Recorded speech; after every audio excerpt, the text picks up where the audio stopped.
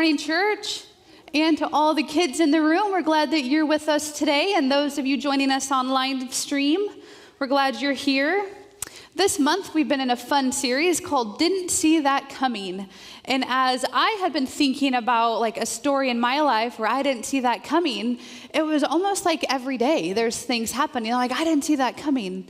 Like when my daughter Ruby thought it would be a great idea to turn the shower head outside of the shower. So when I turned on the water, I got soaked, fully clothed. You can imagine my scream and confusion. And I won't call it anger, but I did run out of the bathroom furiously looking for whoever did that. Or the time when my kids came in for dinner after playing outside, and they were just famished. Like, they could not wait another second for dinner. So we sat down for dinner, and I, asked the kids who would like to pray. And Olive raised her hand and stood up on her stool. And as she did, my other daughter, Esther, looked at her and was like, "Olive, please pray quickly." And so Olive, without skipping a beat, she sat down on the stool and she looked at Esther and she said, "You know what? Today, I actually have a whole lot I would like to pray about." And so she continued to pray about the worms and the leaves and the spoons and eventually got to her food, but I did have to interrupt that prayer just because of the chaos that was beginning to happen and unfold. That's just a picture of everyday life in our family. My husband, Andrew, and I have been married for almost 15 years, and we have 3 daughters. Esther, who is going into 7th grade, Ruby, who is going into 5th grade, and Olive, who is going into 3rd grade. And that means it's a wild and wonderful mix of middle school shenanigans, elementary school projects, sports, theater, birthday parties, and the occasional, "Why is there glitter on the dog again?" Life is fun, and it's full, and it's busy, and it's definitely a lot of adventures. Like this last November, we went on one of our biggest family adventures yet.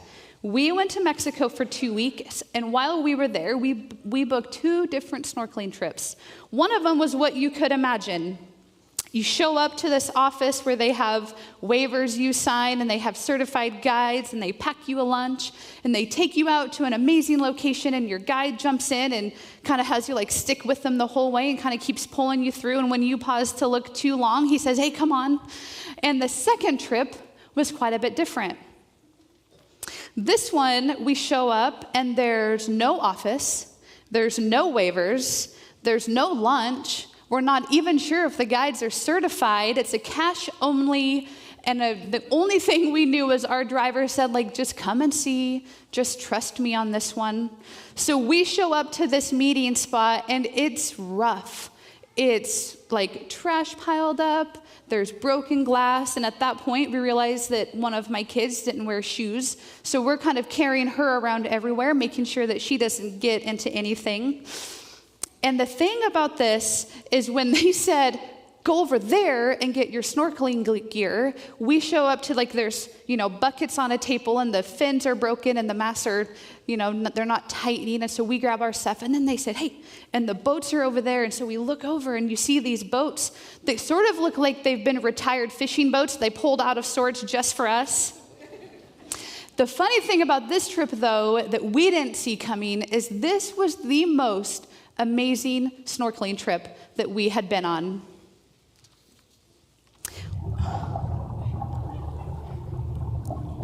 The guides knew all the secret spots. In fact, one of the places they stopped was something they called, there's like a sunken ship, which if you're into that kind of thing, it's amazing. For me, I had made up too many stories in my head about giant squid and what it would look like for them to come up and eat us. And the other thing they said is, "Hey, don't let your kids get too close to the boat, because if they get cut, it's really rusty, and that's not good." So at that point, it's like, "All right, everyone back in the boat." So then they take us out to the next spot, and truly, it felt something like this. There were all the fish, all the different colors. The coral was amazing. They even let us hold a blowfish, which we later learned was poisonous. But we didn't die, we're good. They didn't make us wear life jackets, and we're not entirely sure they even had them, but not wearing them allowed us to go beneath the surface to discover more. No rules, no problems. We went into this trip thinking, could anything good come from this? And came out thinking, that was the best snorkeling trip we had ever been on. And I did not see that coming.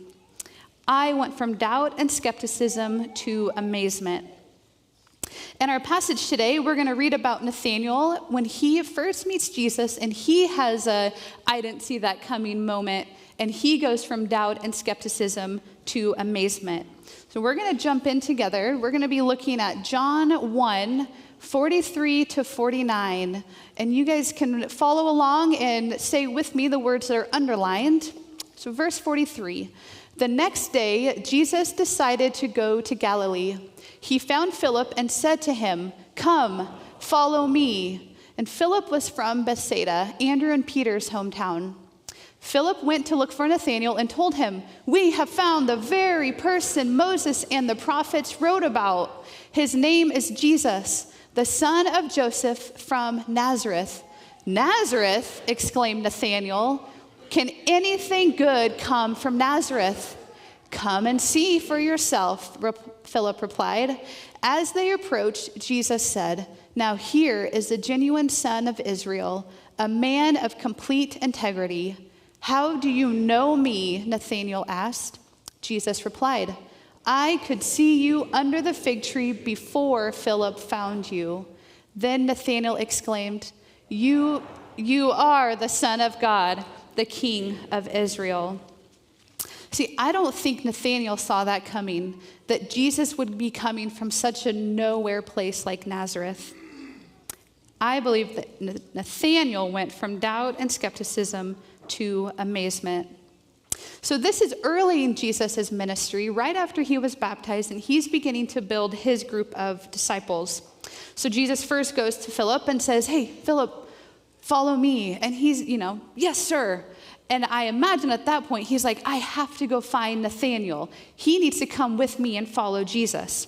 So he goes and finds Nathanael and invites him. But when Nathanael hears that Jesus is from Nazareth, a very small and unimpressive village in Galilee, he's very skeptical. He has already judged the place, not knowing he's about to meet the Son of God.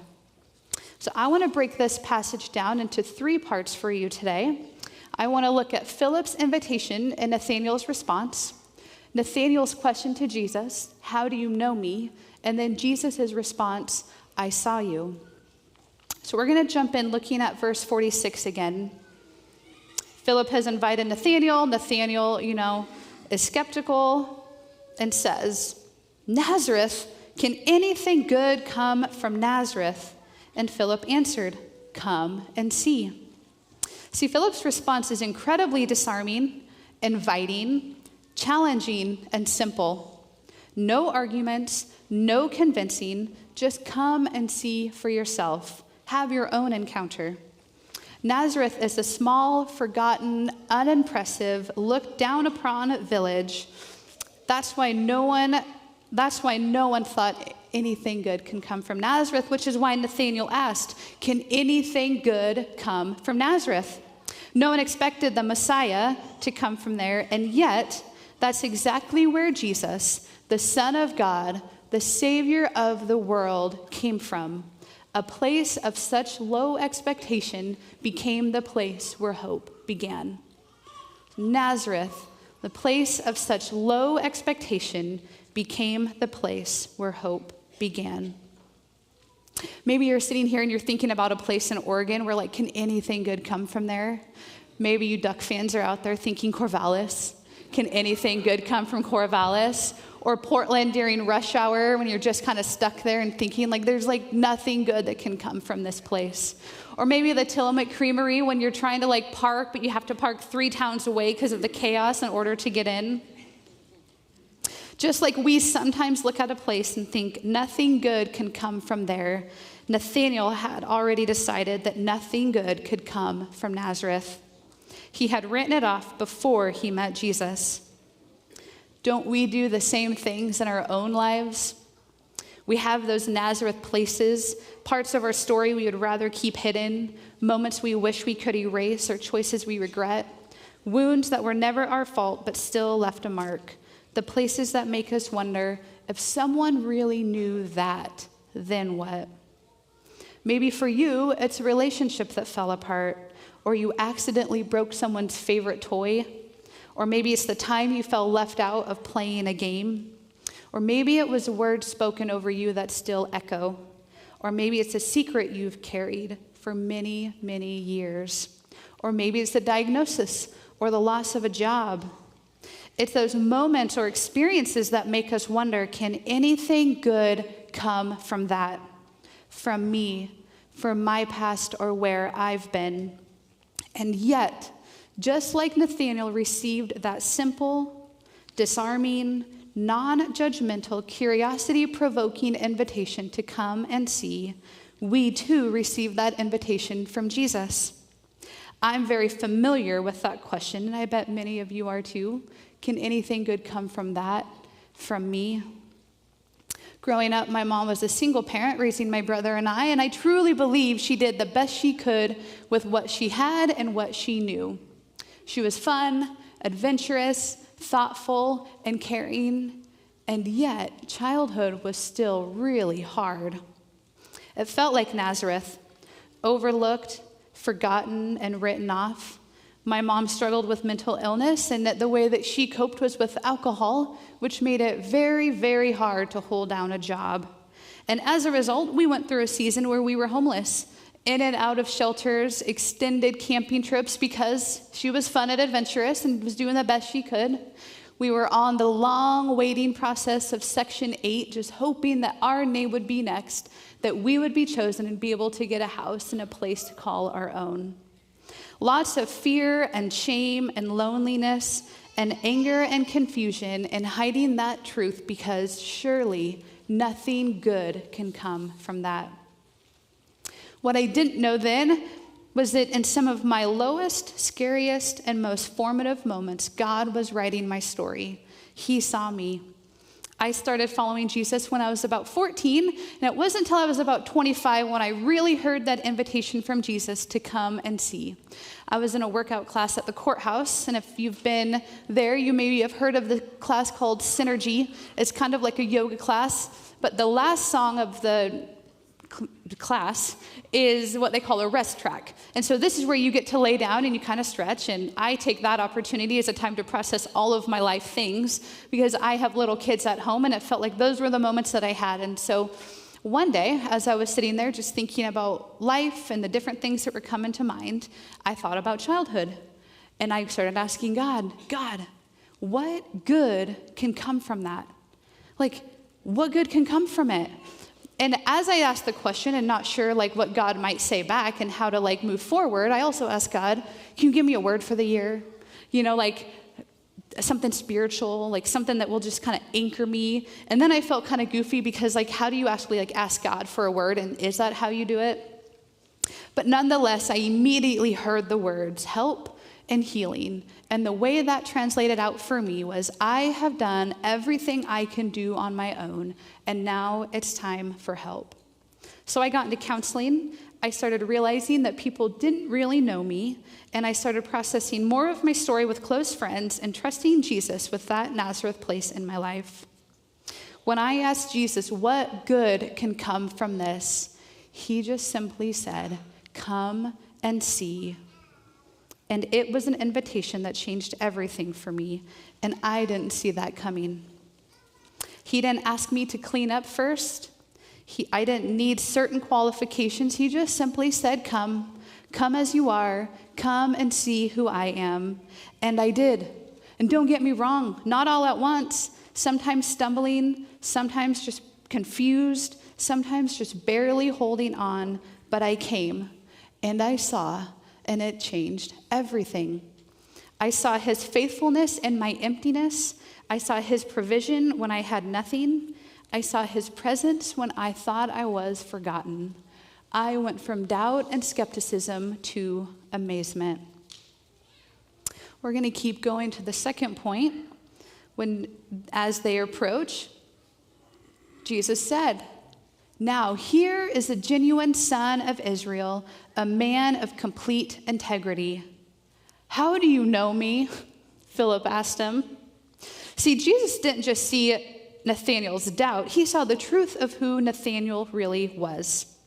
He looked past his doubt and skepticism and straight to his heart, and that's what he does for us too. He sees beyond our questions, our doubts, and our fears to the person he created us to be. Have you ever had someone say to you, "I know you," and there's sort of this like strange mix of discomfort and curiosity? Parts of you feel seen, maybe even flattered, and other parts of you kind of shrink back because you're like, it's a little too close. And what parts of me do you know? We've all been there. Maybe it's at a family reunion when someone like Great Aunt Mary walks up to you and just kind of grabs your cheeks and shakes them, and you're not entirely sure who she is. Or maybe you're at a birthday party or a play date or just another gathering, and you overhear someone saying, "Oh yeah, I know them." And they're talking about you, but you're not entirely sure you've ever met. Or maybe it's at a youth event when a leader comes up to you and says, "Hey, I've heard of you." The truth is we all want to be known, but being known means being vulnerable, and that's terrifying because being truly known means someone will see the parts of us that we work really hard to hide. And here's the thing, and I'm talking to everybody in the room, but to our younger friends and our middle schoolers who are here, hear this, because the sooner we understand this, the better.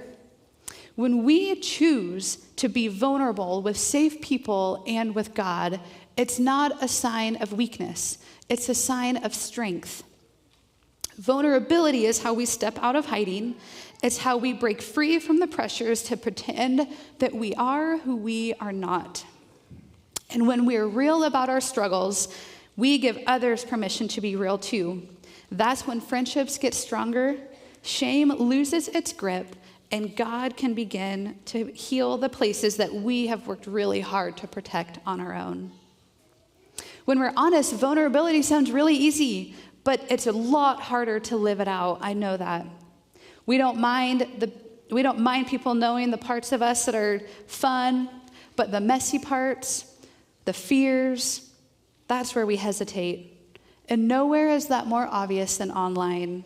Just look at how we present ourselves on social media. On the surface, everything looks good. We post the highlights, the polished moments, the filtered wins. It's the Instagram version of our lives, but they don't always match the internal process we're in. We don't always show the hard, the chaotic, the overstimulated, overwhelmed, on the verge of a meltdown. Why? Because for me, and maybe for you, deep down we worry about what people will think. We worry if they see the real us, the parts that we have kept hidden, the messy corners of our lives. We wonder if they know that about me, will they still accept me? We're going to keep going to this third section and look at what Jesus said. So Jesus replied, "I could see you under the fig tree before Philip called you.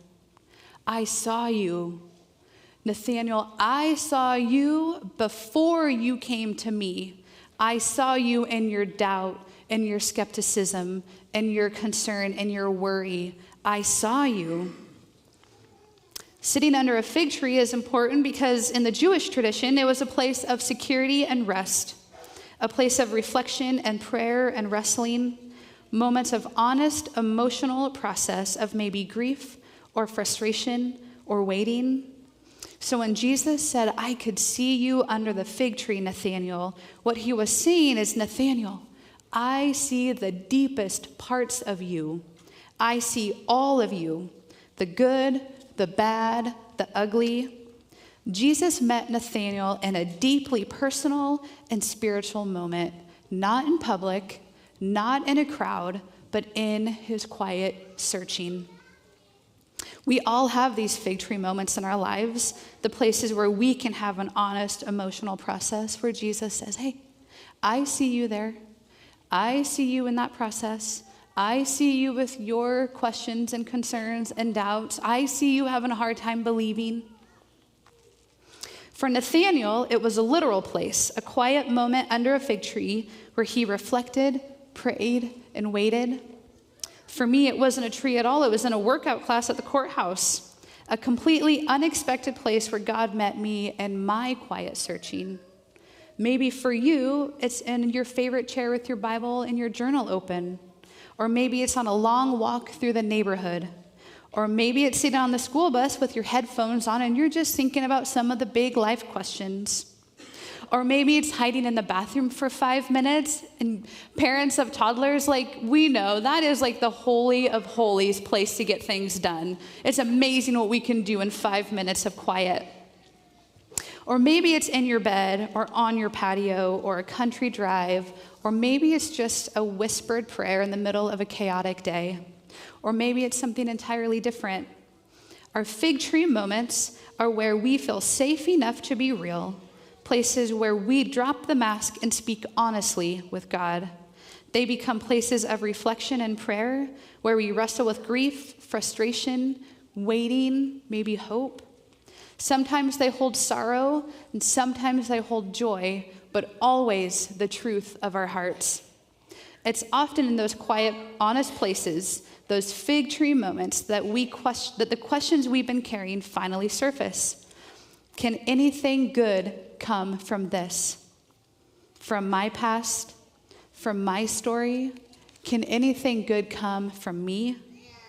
And just like Nathaniel, maybe we bring our doubts and our fears and our questions. And yet, when we dare to show up, when we take the risk to follow the invitation to come and see, something changes. Because the moment we step towards Jesus, even in our doubt, even with our hesitation, he meets us more than we could ever expect. And that's exactly what happened for Nathaniel. So we're going to look at how this story ends. In verse 49, then Nathanael exclaimed, "Rabbi, you are the Son of God, the King of Israel." That invitation to come and see led to a life-changing encounter with Jesus. It took Nathanael from doubt and skepticism, can anything good come from here, to amazement, a profound confession of faith. You are the Son of God. And I believe that Nathanael did not see that coming. I've seen this transformation unfolding in my own life, and I've watched it happen in others too.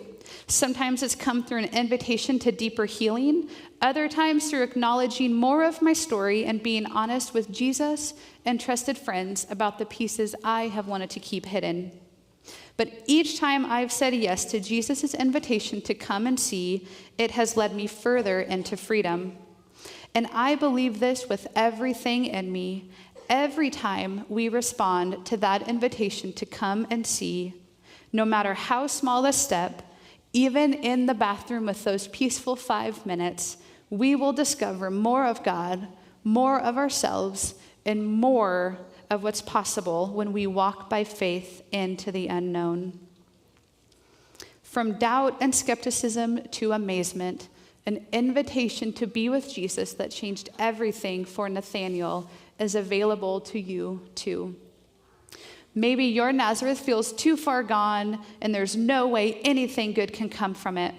Maybe it feels like a broken relationship, a past mistake, a season of silence, or maybe it's the ache of feeling unseen or a deep place of shame or fear. If you're feeling that way today, you're not alone. I feel it too. I have a relationship in my life right now that I am struggling to see that anything good can come from it.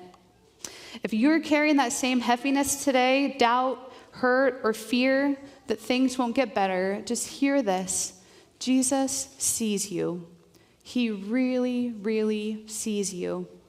He sees the messy, the complicated, the hard parts of our life, and when we accept the invitation to come and see, he is already there waiting, patiently, ready to meet us exactly where we are.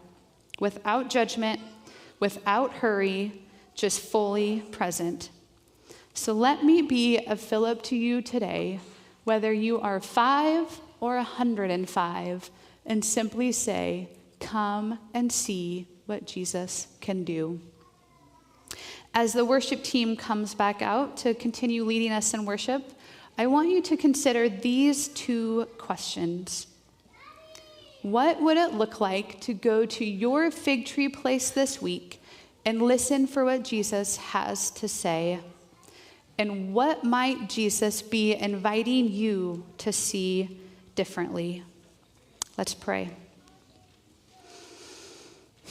God, I am just reminded over and over again that I'm so thankful that you are a God who is not offended by our questions and our doubts and our skepticism, but you are a God who's waiting patiently for us to come and see.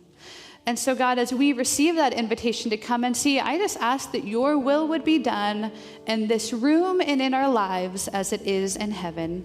Amen.